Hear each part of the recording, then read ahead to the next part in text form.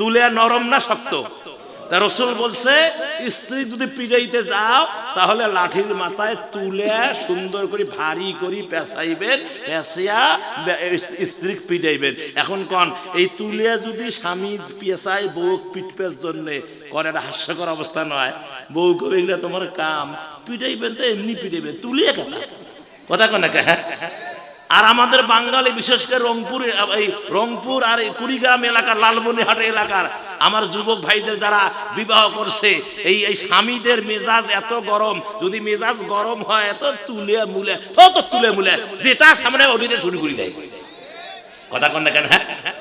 আমার ভাই মায়েরা, স্বামী যেটা পছন্দ করে সেটা করবেন। 3 নাম্বার, স্বামীর সম্পদ এবং সন্তানের খেয়াল রাখবেন।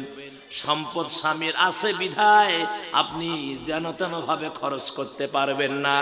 অনেক স্ত্রী আছে আমার ভাইয়েরা স্বামীর সম্পদকে অযথা অপব্যয় করে। কথা বলেন ঠিক কিনা? মনে করেন কাপড় আছে 10 টাকা, আরো লাগবে 10টা, মানে ওই মনে কাপড় ধরি কবর যাইবে। কথা কন না কেন? আলমারি ধরে না শাড়ি দিয়ে, পেটিকোট ব্লাউজ শাড়ি বোরখা দিয়ে, তারপরে আপনার এখন তো আবার 3 পিস বেরাইছে, আলমারি ধরে না, তাও কয় ফিন লাগবে। মানে বোঝা গেল এই কাপড় চোপড় নিয়ে কবরে যাইবে। কথা কন না কেন? স্বামীকে এমন আলটিমেটাম দেয়, তুমি যদি ওই কুদ্দুসের মাও যে কাপড় আনছে ওই কাপড় যদি তুমি 7 দিনের মধ্যে আমাকে দিতে না পারো 1 মাস তোমার বিছনা থাকবে না, কথা কব না। কথা কন না কেন? আলটিমেটাম দেয়। এখন কুদ্দুসের বাপ কি করে? উপায় নাই, বউ তো কাছে লাগবেই নাকি কোন? খেদমতে হোক যে কোনো কাজে বউ তো লাগে নাকি কোন? আমার ভাইয়েরা, তখন কুদ্দুসের বাপ আর এদিক ওদিক তাকায় না, টাকা কোন জায়গায় হোক বউ খুশি থাকবে। তখন সুদ খায়, ঘুষ নেয়, তারপরে বিভিন্ন অন্যায়ের ভিতরে জড়িয়ে পড়ে। পর্দার সাথে এসে উমরকে বললেন, আমিরুল মুমিনিন, আমার স্বামী আমারে তালাক দিয়েছে, তবে তালাকের সংখ্যা ছিল 100 তালাক। কয় তালাক? 100 তালাক। এটা কি হবে? আমি বিচার দিচ্ছি আপনাকে, এর একটা সুষ্ঠু বিচার করে দেন। আল্লাহর নবীর সাহাবী উমর রাদিয়াল্লাহু তাআলা আনহু তিনি আর দেরি করলেন না, লোক পাঠায়া দিয়া ওই স্বামীরে ধরে নিয়ে আসলেন। বললেন যে শোনো, তুমি তোমার বউকে নাকি 100 তালাক দিয়েছো? হায় আমিরুল মুমিনিন, 100 তালাক দিয়েছি। মেজাজটা খুব করকরা ছিল। হযরত ওমর বললেন, এখন তো তোমার বিচার হবে, শরীয়তে এত তালাক দেওয়ার বিধান তো নাই। বিচারটা হলো, শোনো, 100 তালাকের মধ্যে 3 তালাক তোমার স্ত্রীর জন্য, আর বাকি 97 তালাক তোমার পিঠির উপরে। 3 তালাক বউয়ের জন্য আর 97 তালাক কার উপরে?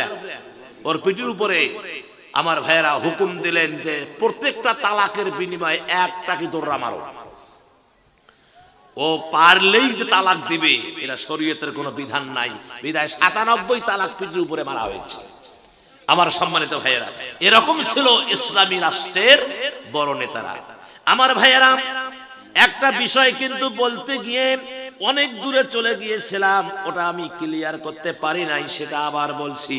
কেননা অনেকে অত মনে করবে হুজুর আলোচনাটা শেষ করতে পারলো না। সেটি হলো, প্রিয় নবী মুহাম্মদুর রাসূলুল্লাহ সাল্লাল্লাহু আলাইহি সাল্লাম বলেছেন, 6টি জিনিস ত্যাগ করলে আমার ভাইয়েরা সবাই আপনাকে মাথায় তুলে নিয়ে নাচবে। কয়টা জিনিস? 6টি জিনিস যদি ত্যাগ করেন সবাই মাথায় নিয়ে নাচবে। 1 নম্বরে লোভ ত্যাগ করুন, 2 নম্বরে হিংসা ত্যাগ করতে হবে, 3 নম্বরে কাউকে ঘৃণা করা ত্যাগ করতে হবে। মানুষকে ঘৃণা করা যাবে না। যাবে না কি জোরে কর? মানুষকে ঘৃণা করা যাবে না। এই দেখেন, ঈদের দিন আমার নবী ঈদগাহে যাচ্ছেন, ছোট্ট একটা বাচ্চা কাঁদতেছে, তার কারণ তার মা নাই, বাবা নাই, কেউ নাই। আমার ভাইয়েরা কান্দে, সবাই ঘৃণা ভরে, কেউ তার দিকে তাকালো না, কিন্তু আমার পেয়ারা নবী ঈদগাহে ঢোকার আগে দেখেন বাচ্চাটা কান্দে, নবীজি কাছে গিয়ে মাথায় হাত বুলায় দিয়ে বললেন, বেটা কান্দিস কা?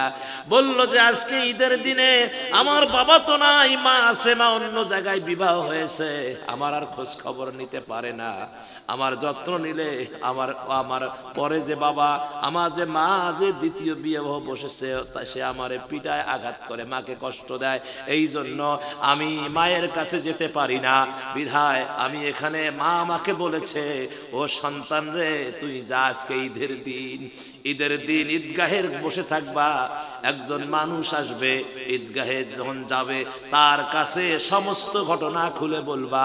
আমার ভাইয়েরা, এই কথা যখন আল্লাহর নবী যাচ্ছিলেন ঈদগাহের কোনায় বসে বাচ্চাটি কাঁদতেছিলেন, হুজুর মাথায় হাত বুলিয়ে দিয়ে জিজ্ঞেস করলেন, বেটা এখানে কি করো? ভাই আমার মা নাই, বাবা নাই, কেউ নাই, এই জন্য আমি কান্দি, নতুন কাপড় জোবর আমার নাই। আল্লাহর নবী বাচ্চাটিকে বুকের সঙ্গে জড়িয়ে নিয়ে বলল, বেটা চোখের পানি মুছে ফেল, আজকের এই ঈদের দিনে যদি মুহাম্মদ রাসূলুল্লাহ তোমার বাবা হয় আর যদি আয়েশা তোমার মা হয় তাহলে তোমার মনে কি শান্তি আসবে নাকি? বাচ্চাটি বলল, ইয়া নবী আল্লাহ, যদি আল্লাহর নবী যদি আমার বাবা হয় আর মা আমার আয়েশা যদি আমার মা হয়, এর চাইতে বেশি পাওয়ার আর কিছুই হয় না। আল্লাহু আকবার। তাহলে ঘৃণায় কেউ তাকায় না, প্রিয় নবী ঘৃণা করলেন না, বুকে জড়িয়ে নিয়ে সন্তানের অধিকার দিলেন। সুবহানাল্লাহ কোন। এই জন্য কাউকে ঘৃণা করা যাবে না। 4 নম্বরে রাগ ত্যাগ করুন, রাগ করা যাবে না। 5 নম্বরে পরনিন্দা করা যাবে না, পরনিন্দা ত্যাগ করুন। আর 6 নম্বরে পর স্ত্রীর প্রতি কুনজর দেওয়া যাবে না, পর স্ত্রীর প্রতি কুনজর দেওয়া যাবে না। এই 6টা জিনিস যদি ত্যাগ করেন, মানুষ আপনাকে মাথায় নিয়ে নাচবে, আল্লাহর পক্ষ থেকে সম্মান আসবে, মানুষ আপনাকে সম্মান করবে।